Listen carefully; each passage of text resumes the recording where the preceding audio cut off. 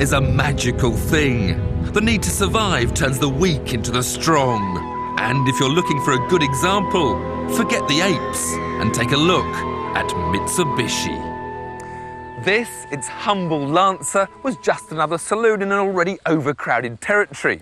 You'd never have backed its chances for long-term survival. But in 1992, in Evo form, nearly 250 horsepower grabbed it a foothold in life. It was the first of a long line.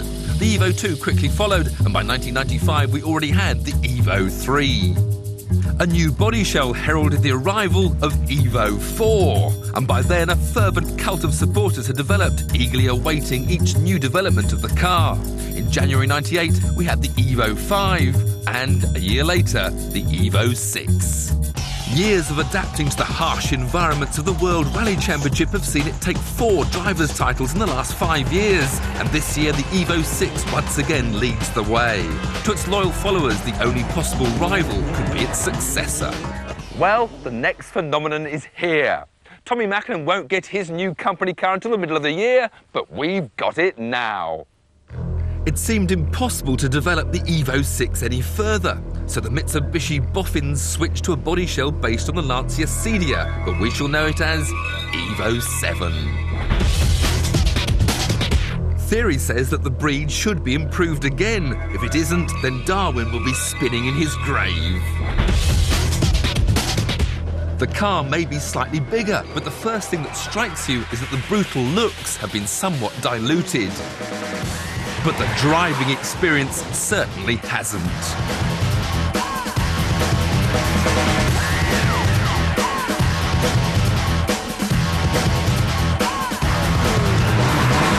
Well, on first impressions, the 7 is just as much fun as the 6.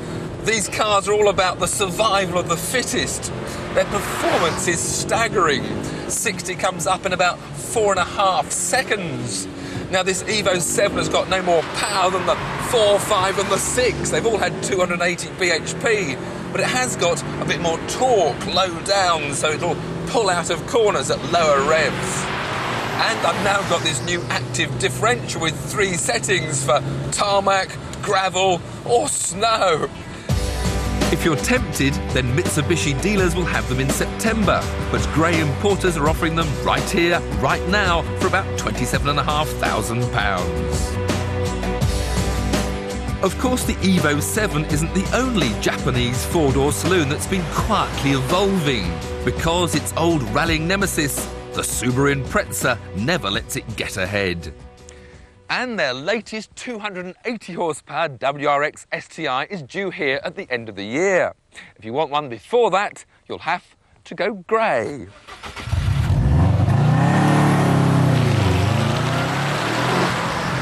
In these wet conditions on a racetrack, it really is hard to pick a winner between the two. But I certainly feel I've moved upper class in this Subaru cabin. I much prefer the dials, the trim levels are a much more quality feel about them. And I just love looking out over that famous Subaru power bulge. No active differential to play with, but a 6-speed gearbox which slots home really neatly, and the same 4-wheel drive, rally-inspired, awesome grip levels. The Subaru tends to understeer a little bit more than the Mitsubishi. It's not quite so sharp. But of course, if you go left and then right, it'll go sideways.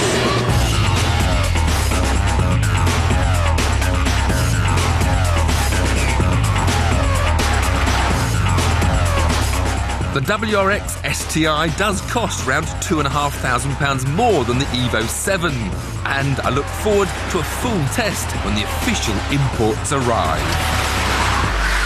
But on first impressions, I'll take the Subaru.